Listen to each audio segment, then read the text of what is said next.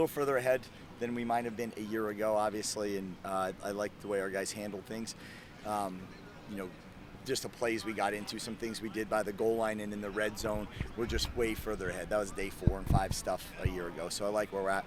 I thought we protected each other decently. Some things we got to clean up. It's just the first time you're putting on helmets, you're excited to go, so we just got to keep each other safe. But ultimately, I thought it was a competitive, pretty spirit-filled day, and we got a lot of work done on top of it, which is really good. Go ahead, Katie. What was that excitement level like today? I know you said farther ahead than last year, but just to even get out here. Yeah, pretty exciting to get back out here. There is still a group of new faces out here. I mean, I've seen some kids throughout the summer, seen some kids, through all of the workouts that we had, but now the first time to see them in a helmet, you don't have that recognition of them because you've never seen it before. So that your normal guys in their helmets look normal, and a couple of them, it takes you a minute to realize, all right, we're playing football again now. So, it's really good to see those guys, those couple new guys out here. I know they were excited to join this team and actually begin to do football, which is what they came here for. They spent a whole summer, without it, and I think it's, pretty cool to watch them just develop, go, and a lot of them look really, really good. Shorter practice today, but how did you think they handled the heat and all of the humidity with putting on helmets and, doing a little bit more football activities? Yeah, I think they did a good job with it. I think that's, again, something that we were doing throughout the summer. Coach Krotsky had them wetting their sweatshirts and, their wool hats, and they had to wear those things all summer long. It was a lot hotter than today, just practicing what that feels like to have that heat trapped in.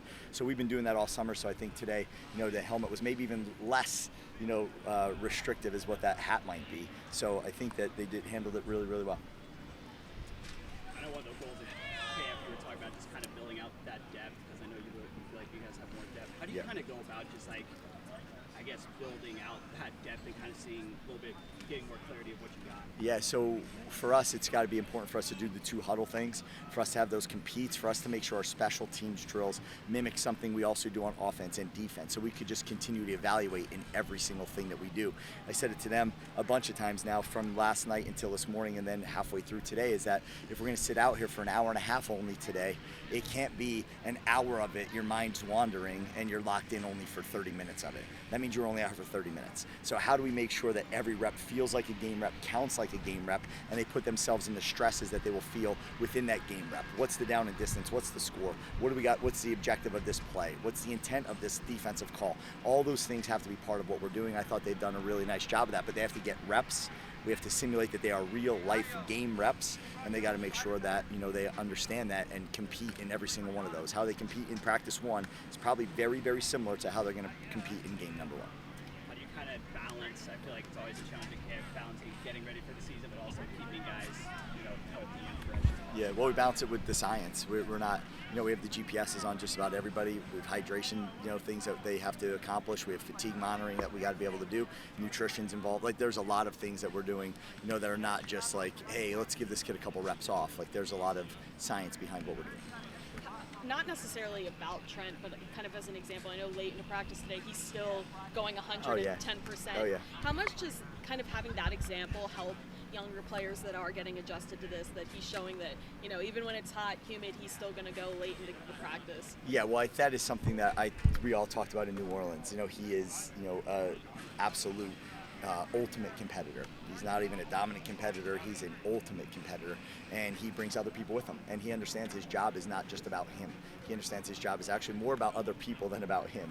He's able to handle his own business. Now it's a matter of how much more can I give. Not everybody can do that. A lot of people just got to worry just about themselves in this particular moment and just try to get themselves through the finish line of practice. So he's a little bit different, where he knows what he can do, he's capable of it, and he's bringing other people with him.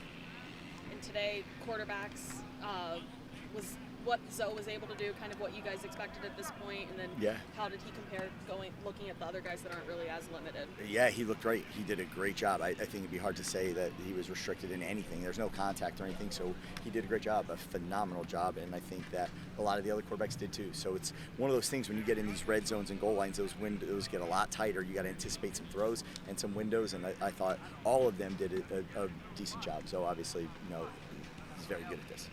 A little bit off topic, but they released an annual report for athletics today, and there's 2,000 more donors than a year ago. Have you noticed an increase in engagement, or are you seeing more people? Are you actively with more people in that Oh, regard? I mean, for me on a personal level, not necessarily, but we're trying to be in the community as much as we can. We have a mentorship program in place now where every one of our players has a mentor on the outside.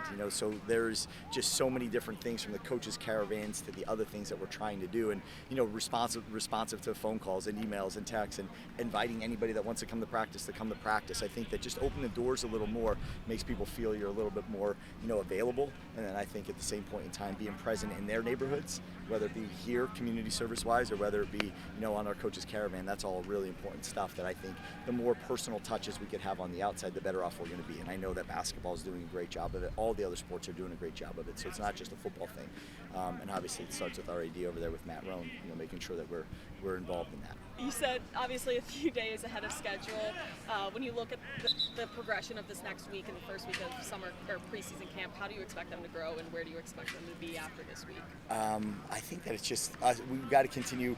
It's early to get into situational football, but we're able to. We were not able to do that before. We have to be 1st and 10 base offense. Let's just learn how to get lined up and try to snap the ball. Hope it's a good quarterback to center exchange, and that's really where we were basically a year ago. And I think now it's just so many different situations we're going to see by the end of the week, whether it be 2-minute, whether it be red zone, whether it be goal line, whether it be third down, whether it be 4-point plays. Everything that we're going to do is just so much further ahead this week than what it would have been a week ago or a year ago.